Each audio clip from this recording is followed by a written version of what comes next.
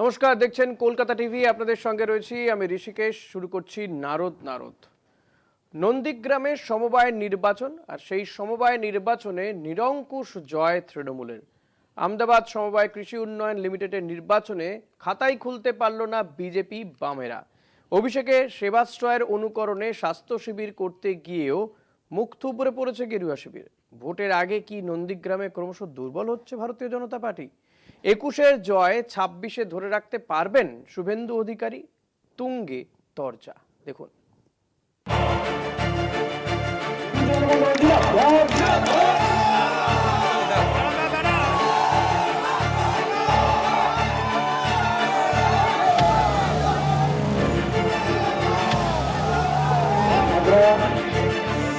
শিরোনামে নন্দীগ্রাম, বিরোধী দলনেতার আসনে তৃণমূলের বিরাট জয়। আর এই জয়ের পরেই নন্দীগ্রামের মাটিতে শুভেন্দু অধিকারীর সাংগঠনিক ক্ষমতা নিয়ে জোরালো হয়েছে প্রশ্ন। আহমেদাবাদ সমবায় কৃষি উন্নয়ন লিমিটেডের নির্বাচনে সবুজ ঝড়। শুভেন্দুর কেন্দ্রের এই সমবায় নির্বাচনে রবিবার নিরঙ্কুশ জয় পায় তৃণমূল। ১২-০ ব্যবধানে বিজেপিকে হারায় শাসক দল। ২৬-এ আমরা মমতা ব্যানার্জি যাকে এই বিধানসভা কেন্দ্র থেকে প্রার্থী করবেন, আমরা তাকে বিপুল ভোট লিড এই আহমেদাবাদ গ্রাম পঞ্চায়েত থেকে। ২০২১ সালের বিধানসভা নির্বাচন অল্প ব্যবধানে মুখ্যমন্ত্রী মমতা বন্দ্যোপাধ্যায়কে হারান শুভেন্দু অধিকারী। সেই হার নিয়ে খোঁচা দিতে কখনো ছাড়েননি শুভেন্দু। তবে ২৬-এর সেই জয় কি ধরে রাখতে পারবেন শুভেন্দু? নন্দীগ্রাম পুনরুদ্ধারে কোমর বেঁধেছে তৃণমূল। অভিষেক বন্দ্যোপাধ্যায় সেবাশ্রয়ে উপচে পড়া ভিড়। সেবাশ্রয়ের পাল্টা হিসেবে স্বাস্থ্য শিবির আয়োজন করে বিজেপি। কিন্তু অভিষেকের সেবাশ্রয়ে যে ভিড় হয়েছিল তুলনায় বিজেপির স্বাস্থ্য শিবির একেবারেই ফাঁকা। নন্দীগ্রাম থেকে স্পষ্ট বার্তা, বিজেপির নোংরামি ও ছলনায় মানুষ বিরক্ত। কাউন্টডাউন শুরু হয়ে গিয়েছে, বিজেপি তৈরি থাক। তৃণমূল কংগ্রেস তো ভারতীয় জনতা পার্টি শুভেন্দু অধিকারী যেখানে সেবাশ্রয় কেন্দ্রগুলো, যেখানে ফ্রি মেডিকেল ক্যাম্পগুলো করেছে, এগুলো লোক দেখতে পায়নি। ওদের ছানিটা আগে ক্যাম্প করেছে, ওরা সেবাশ্রয় উদ্বোধন করেছে। ওখানে ডাক্তাররা বিভিন্ন ধরনের, নন্দীগ্রামে সুপার স্পেশালিটি হসপিটাল ডাক্তাররা আছে, তারাই গিয়ে বসছেন ওখানে। তাদের কাছে গিয়ে বরং ওরা চোখের ছানিটা অপারেশন করে, ওরা তো দেখতে পায়নি। আমাদের লোকজন যখন যেখানে হচ্ছে, প্রচুর লোকজন। শূন্য স্বাস্থ্য শিবির হোক বা সমবায় নির্বাচনে খাতা খুলতে না পারা, ভোটের মুখে নন্দীগ্রাম নিয়ে বিজেপির কপালে চিন্তার ভাঁজ। কলকাতা টিভি।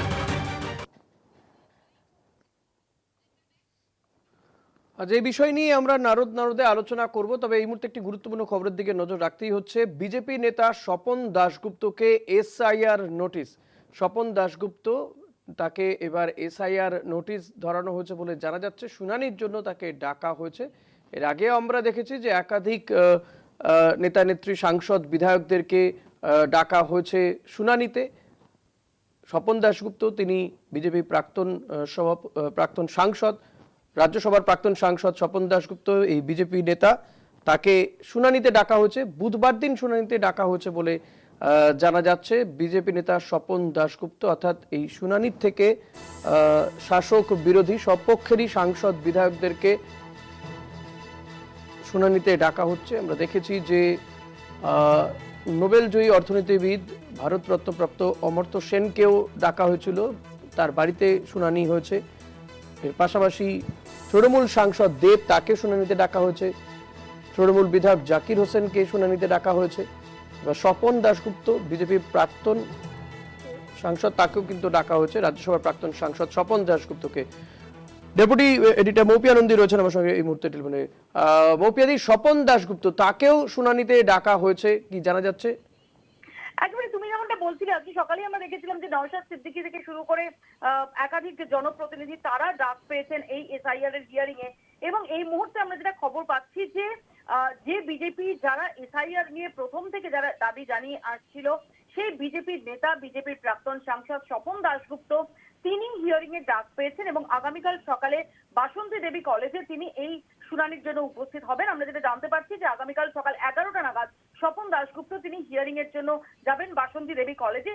এবং যেভাবে আমরা দেখতে পাচ্ছিলাম যে এই যাদের ডাকা হচ্ছে, আজকে আমরা জানি যে সুপ্রিম কোর্ট বড়সড় নির্দেশ দিয়েছে এবং এরই মধ্যে যাদের এই লজিক্যাল ডিসক্রিপেন্সির কারণে ডাকা হচ্ছে তার মধ্যে অমর্ত্য সেন থেকে শুরু করে মোহাম্মদ শামি থেকে শুরু করে দেবের মতো যারা তারা ডাক পাচ্ছিলেন। এবং আমরা দেখছিলাম আজ সকাল থেকেও নওশাদ সিদ্দিকী থেকে শুরু করে তাজমুল হোসেনের মতো একের পর এক নাম তারা ডাক পাচ্ছেন বলে খবর আমাদের কাছে এসে পৌঁছচ্ছিল।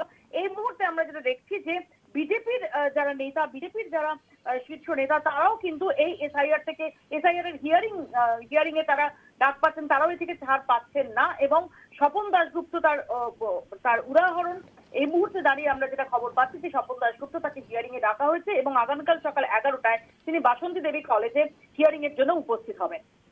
ধন্যবাদ মৌপিয়াদি। কথা বলছিলাম ডেপুটি এডিটর মৌপিয়া নন্দীর সঙ্গে। স্বপন দাশগুপ্ত তাকেও এবার শুনানিতে ডাকা হয়েছে, এসআইআর শুনানিতে ডাকা হচ্ছে তাকে, নোটিশ পেয়েছেন ইতিমধ্যেই। আগামীকালই তিনি শুনানিতে হাজির হবেন বলে জানা যাচ্ছে।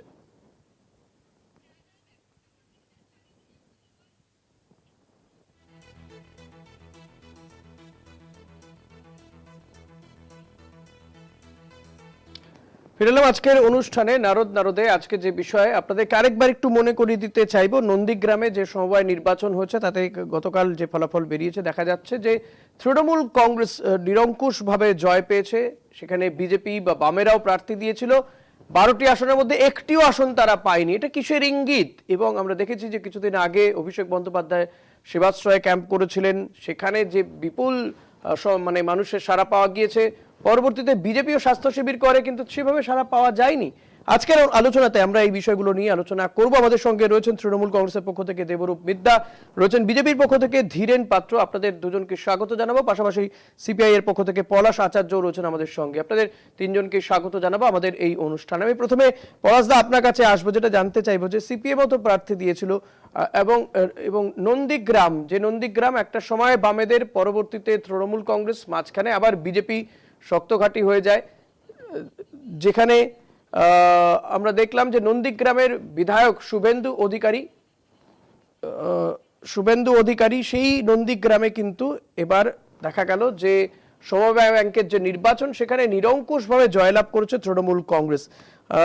এটাতে পলাশার কাছে আসবো। ধীরেনদা, এই বিষয়টাকে কিভাবে দেখছেন যে আপনারা প্রার্থী দিলেন নন্দীগ্রাম, যেখানে বিরোধী দলনেতার বিধানসভা এলাকা, সেখানে তৃণমূল কংগ্রেস জয় পেয়েছে, শুধু নয় 12টির মধ্যে 12টি আসনেই জয় সমবায় ব্যাংকের নির্বাচনে। কিভাবে দেখেন আপনারা এটা?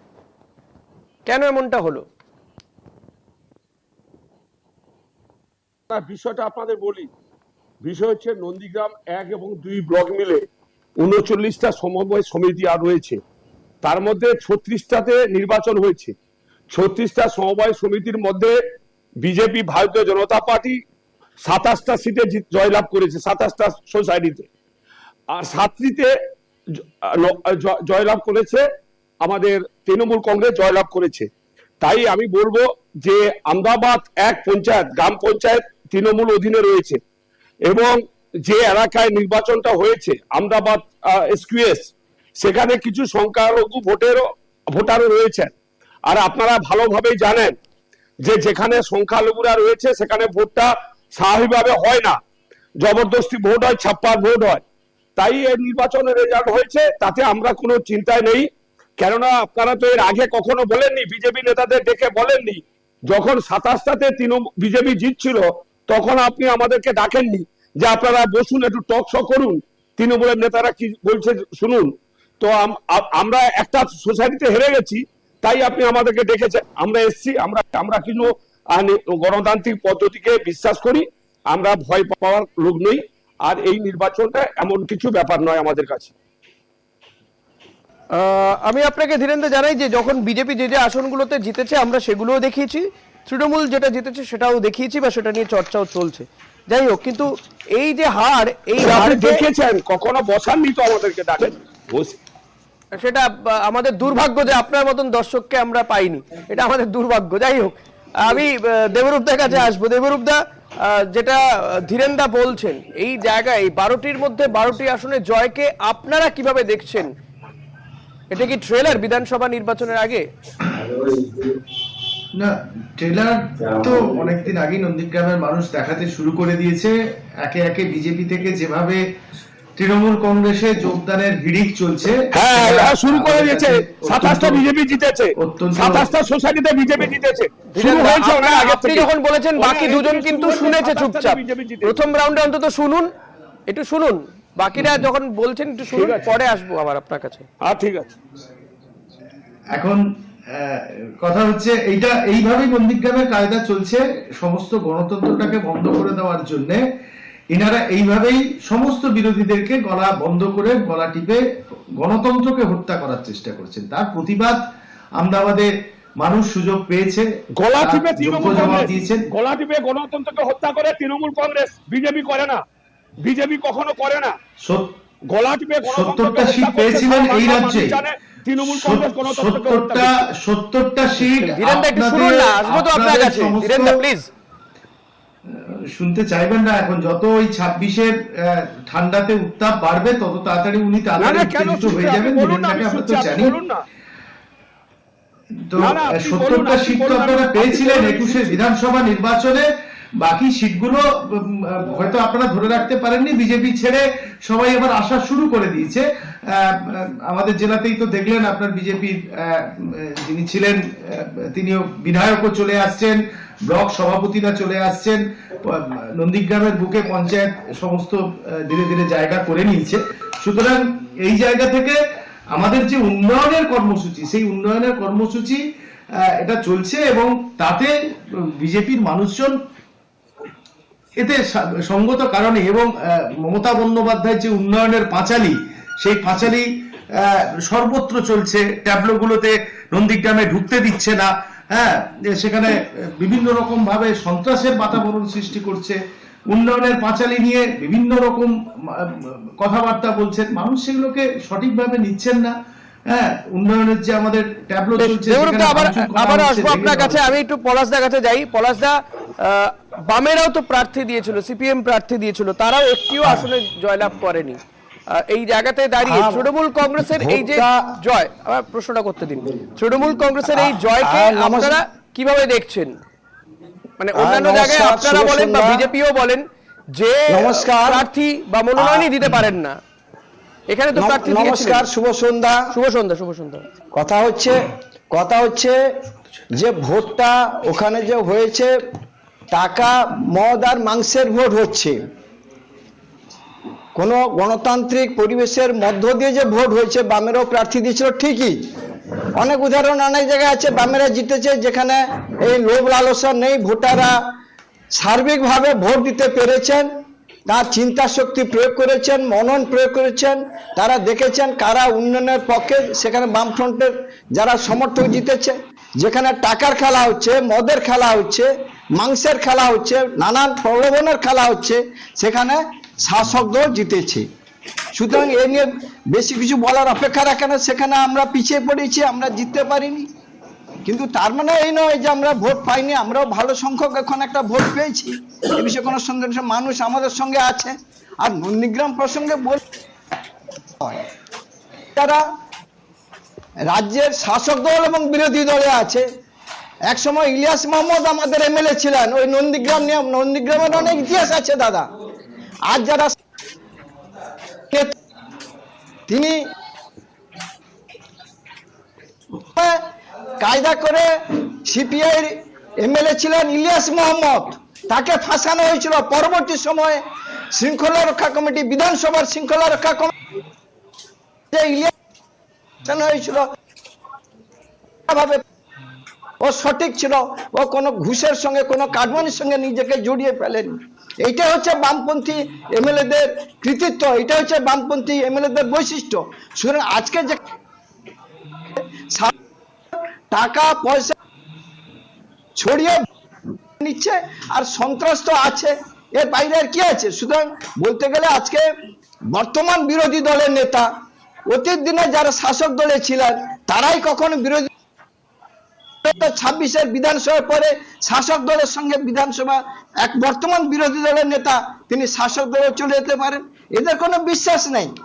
মানুষ, পশ্চিমবঙ্গের মানুষ এদের কোনো বিশ্বাস করে না যে আজকে বিজেপি থেকে টিএমসিতে আসছে, আবার কেউ টিএমসি থেকে বিজেপিতে চলে যাচ্ছে। কিন্তু বামপন্থী এমএলএ এমপিরা যারা জিতেছে দেখবেন খুব বেশি সংখ্যক, আমি হলফ দিয়ে বলতে পারি যে 99% এমএলএ এমপি কোনো শিবির ত্যাগ করেন না। তারা তাদের রাজনৈতিক বৈশিষ্ট্য, রাজনৈতিক আদর্শ, রাজনৈতিক চিন্তা চেতনা স্তর থেকে তারা যে যার নীতি আদর্শের প্রতি বিশ্বাস করে তার দল আগলে রাখার চেষ্টা করেছে।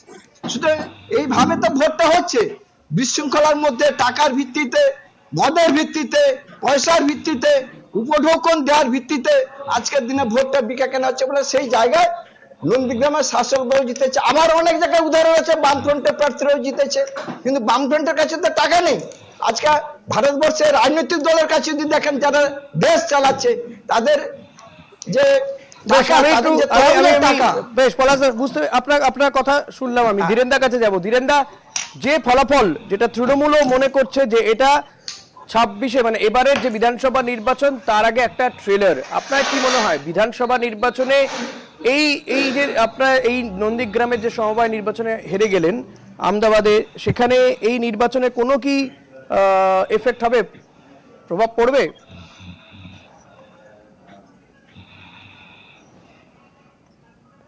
এর কোনো প্রভাব পড়বে না, এর কোনো প্রভাবই 2026 সালে নির্বাচনে পড়বে না। আমি আপনাদেরকে দায়িত্ব নিয়ে বলছি, বাংলার মানুষ শুধু নন্দীগ্রামের মানুষ নয়, বাংলার মানুষ সিদ্ধান্ত নিয়েছে 2026-এ নির্বাচনে তৃণমূলকে বিসর্জন দেবে। অতএব এই একটা সমিতি নির্বাচনে যেখানে প্রভাব খাটিয়ে, যেখানে গায়ের জড়ি করে, যেখানে ছাপ্পা মেরে একটা সমিতিতে জিতেছে, তার মানে এই হয়নি যে একেবারে নন্দীগ্রাম তৃণমূলের দিকে চলে গেছে। এটা কখনোই বিশ্বাসযোগ্য বিষয় নয়। আমরা এটাতে কোনোভাবে ভাবিত নয়, আমরা এটা নিয়ে কিছু ভাবছি না। গণতান্ত্রিক পদ্ধতিতে জয় পরাজয় আছে, ওখানে তৃণমূল কংগ্রেসের পঞ্চায়েত রয়েছে। আর বিজেপি বলছে এই নির্বাচনে বিধানসভা নির্বাচনে কোনো প্রভাবই পড়বে না, আপনাদের কি মনে হয়? আর মমতা ব্যানার্জি 1,08,000। বেশ ধীরেনদা, এবার দেবরূপদাকে বলতে দিন। ধীরবাবুর উত্তরটা পরে দিচ্ছি। পলাশবাবু যেটা বললেন, সিপিআই বিধায়ক ইলিয়াস মোহাম্মদের কথা যিনি বললেন, আমি দায়িত্ব নিয়ে বলছি, পলাশবাবু ইলিয়াস মোহাম্মদ এখন কোথায় আছেন সেই কথাটা, সেই তথ্যটা এই ওপেন ফোরামে দিতে পারবেন না, 1 নম্বর। 2 হচ্ছে আপনাদের লোক আর যাবে কোথায়? আপনাদের বিধানসভাতে তো শূন্য হয়ে গেছে, আপনাদের লোক আর তৃণমূলে আসবে কি করে? আর আমরা চেষ্টা করলেও আপনাদেরকে আনতে পারছি না, যেহেতু বিধায়ক নেই, একটা সারা রাজ্যে সাংসদও নেই। তবে আপনাদের কর্মীরা, আপনাদের নেতৃত্ব স্থানীয় যে সমস্ত সিপিআইএম এর লোকজন আছে, আমি দায়িত্ব নিয়ে বলছি তাদের সিংহভাগটা যারা বিজেপিতে চলে গিয়েছিল, বিজেপি ছেড়ে সিপিএম মানে রামবামের যে জোটটা হয়েছিল, তাদের সেই রামবামের জোটটা ভেঙে গেছে। এখন তারা বুঝতে পেরেছে বামজা রামতা, তারা উন্নয়নে সামিল হওয়ার জন্য সিপিএম এর নেতৃত্বরা এখন তৃণমূল কংগ্রেসের দলে দলে আসা শুরু করছে। এটা শুধু পলাশবাবুর জন্য বললাম।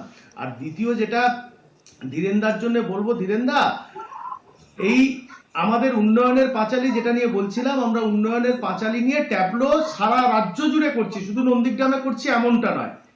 নন্দীগ্রামে অধিকারী বাবু এই ট্যাবলোটাকে পাল্টা ট্যাবলো করার জন্য বিজেপির উন্নয়নের ট্যাবলো নন্দীগ্রামে বেশি করে করছেন।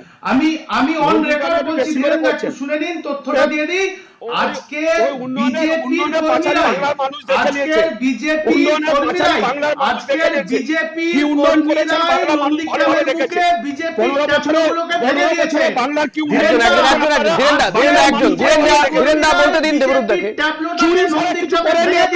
দুজন বললে কারো কথা শুনতে পারবেন না দর্শকরা।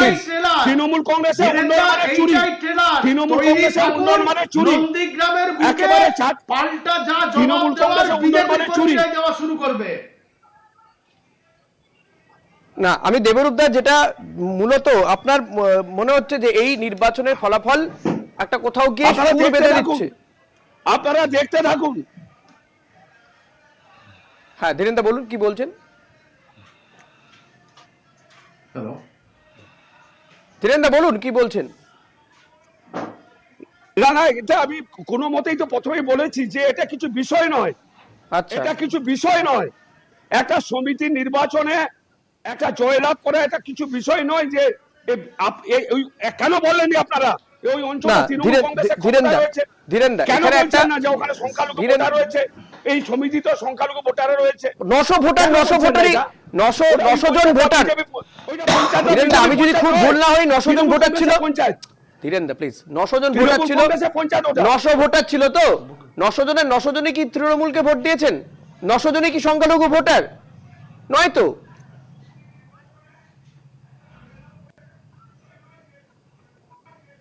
আমার একটু শুনতে অসুবিধা হচ্ছে। ধীরেন্দা শুনতে অসুবিধা হচ্ছে। যাই, আমি পলাশদার কাছে যাই। পলাশদা, আপনি এই বিষয়টাকে কিভাবে হ্যাঁ পলাশদা, আমার আপনার কাছে না দাঁড়ান পলাশদা, আমাকে প্রশ্নটা করতে দিন আগে। আমার বক্তব্য, যেহেতু নির্বাচন, বিধানসভা নির্বাচনও কাছাকাছি, ধীরেন্দা যে কথা বলছে সেটা হয়তো টু সাম এক্সটেন্ট হয়তো ঠিক হতেও পারতো যদি সেটা এই সময় নির্বাচনটা অনেকটা আগে হয়ে যেত। কিন্তু যেহেতু বিধানসভা নির্বাচনটা খুবই কাছাকাছি, জানুয়ারি মাসেই ভোট হলো, বিধানসভা নির্বাচন হয়তো মানে ফেব্রুয়ারিতে অ্যানাউন্স হয়ে যাবে, মার্চ এপ্রিলে ভোট হবে। ফলত এই ইস্যুটা, এই যে একটা নন্দীগ্রামের মতন সেখানে যে সমবায় ব্যাংকের নির্বাচনে হেরে যাচ্ছে বিজেপি, সেটা কোনো এফেক্ট হবে না? বিষয়টা না, ওটা কোনো এফেক্টের ব্যাপার নয়। বিষয়টা হচ্ছে আমার শাসক দলের বন্ধু যে বললেন, আমি সিপিআই জেলা সম্পাদক মণ্ডলীর সদস্য, ফলে ইলিয়াস মোহাম্মদের অবস্থান কোথায় আমার সেটা তার থেকে ভালো জানা আছে। ইলিয়াস মোহাম্মদ মারা গেছেন, তার ছেলে নন্দীগ্রাম 2 নম্বর এলসির আমাদের সেক্রেটারি। সুতরাং এটা, এবং পরবর্তী সময় তিনি ভালো করে দায়িত্ব নিয়ে বলছি, তিনি খোঁজ নিয়ে জানুন ইলিয়াস মোহাম্মদ থাকা মানে জীবিত অবস্থায় তার পেনশনের পুরো টাকা যা আটকিয়েছিল স্ট্যান্ডিং কমিটি মানে বিধানসভা কমিটি, পরবর্তী সময় সমস্ত ইনকোয়ারি যে মিথ্যে, তার ভিত্তিতে তার সমস্ত টাকা, পেনশনের টাকা এবং প্রাপ্য টাকা বিধানসভার সদস্য থাকাকালীন যে সদস্য টাকা সমূহ টাকা প্রদান করেছে। সেটা আমার আজকের ইস্যু নয়, ছেড়ে দিন, আমি ভালো ছেড়ে দিন পলাশদা। আমি যেটা জানতে চাইছি, কারণ এখন নির্বাচন, বিধানসভা নির্বাচন অত্যন্ত গুরুত্বপূর্ণ। নির্বাচনে ঢাকে কাঠি পড়েছে, সুতরাং এই জায়গায় আমরা বলছি, আমাদের কর্মীদের যেমন বলছি, আমরা আন্দোলনের মাধ্যমে বলছি, আমরা হাটে বাজারে বলছি, আমাদের সামনে দুটো শক্তি দাঁড়িয়ে আছে, একটা বাঘ আর একটা কুমির, দুটো শক্তি দাঁড়িয়ে আছে। আপনারা কোথায় দাঁড়িয়ে আছেন? করবে এ করছে, বামেরা কোথায়? ওনারা আইএসএফ এর সঙ্গে দাঁড়িয়ে আছে, ওনারা আইএসএফ এর সঙ্গে দাঁড়িয়ে আছে, মানুষের সঙ্গে আছি, আমরা মানুষের সঙ্গে আছি। ওনারা আইএসএফ, তাহলে মানুষ আপনাদের নির্বাচিত করছে না কেন? একটু আসনে আপনারা জয় পেতে পারলেন না? আপনারা মানুষের সঙ্গে আছেন নাকি 34 বছরের স্মৃতি মানুষের মাথায় এখন রয়ে গিয়েছে? 34 বছরের স্মৃতি মানুষ ভুলতে পারছে না এখনো? হতে পারে, ওটা কথা না। বামফ্রন্টরা শ্রমিকের স্বার্থে লড়াই করে পলাশদা, এটা আপনি এটা নির্বাচন, আপনি এটা স্ট্রিট কর্নার করে দেবেন না পলাশদা, প্লিজ। পলাশদা প্লিজ, আপনি এটা স্ট্রিট কর্নারে পরিণত করবেন। এটা প্রশ্ন, ডিবেটের মতো করতে দিন, ডিবেটটাকে ডিবেট রাখুন। পলাশদা, এটা স্ট্রিট কর্নার নয়। পলাশদা, this is not a street corner. পলাশদা, আমার বক্তব্য, মানুষের মাথায় 34 বছরের স্মৃতি এখনো আপনারা বুঝতে পারেননি, তাহলে একজনও কাউকে মানুষ বেছে নিল না কেন? একজনকেও বেছে নিতে পারলো না? বামফ্রন্ট, শুনুন, বামফ্রন্টকে হারিয়েছিল কারা? বামফ্রন্টকে হারিয়েছিল পশ্চিমবঙ্গের সমস্ত বিরোধী শক্তি, এই বিজেপি, এই কংগ্রেস, এই টিএমসি, এই এসইসি, সবাই মিলে বুদ্ধিজীবী থেকে উঁচু থেকে নিচু স্তর পর্যন্ত একটা মনে করেছিল যে পাথর সরাতে হবে। মানুষ সরিয়েছে, মানুষের সেটা তো সময়ের ডাক ছিল, মানুষ তো ভোট দিয়েছিল নাকি? এই শুধু বুদ্ধিজীবীরা রাজনৈতিক দলগুলো গিয়ে ভোট দিয়েছিল? মানুষ তো ভোট দিয়েছিল, আপনাদের বিরুদ্ধে ভোট দিয়েছিল, কিন্তু ভোট দিয়েছিল, কিন্তু 15 বছরের অভিজ্ঞতাতে প্রমাণ হলো যে তারপরে 15 বছরে এই স্মৃতি মুছতে পারেননি আপনারা। চালু করার 15 বছরে এই স্মৃতি মুছতে পারেননি। না হতে পারে, মানুষের কাছে আমরা আছি, মানুষকে বুঝে বলছি, আমরা মানুষের সাড়া পাচ্ছি। দেবরুদ্ধা, বামেদের কি আদৌ খুঁজে পাওয়া যাচ্ছে? আর এই যে নির্বাচনের জয় থেকে নন্দীগ্রামে এই জয়ের পেছনে যে তাকে হারাবার, সবাই ভারতীয় জনতা পার্টিতে আসুন, আপনাদের কর্মীদেরকে বলুন, সমর্থকদের বলুন, ধীরেন্দা, মানে বিজেপি আপনাদেরকে একসঙ্গে চাইছে, আপনাদেরকে একসঙ্গে চাইছে হারাতে। আপনারা যাবেন বিজেপির সাথে হাত মেলাবেন? বাংলায় আর বামফ্রন্ট আসবে না, বিভাজন ঘটাচ্ছে, মানুষের সম্প্রদায়ের মধ্যে বিভাজন ঘটাচ্ছে। যে ভারতবর্ষের শাসকদের যে মন্দির নিয়ে বিভোর হয়ে যাচ্ছে, আজকে রাষ্ট্রের শিল্পকে বিক্রি করে দিচ্ছে। বেশ বেশ, আমি দেবরূপদার কাছে আসি। দেবরূপদা, এই জয়ের পেছনে মূল কারণ কি বলে মনে হয়? সেবাশ্রয়, অভিষেক বন্দ্যোপাধ্যায়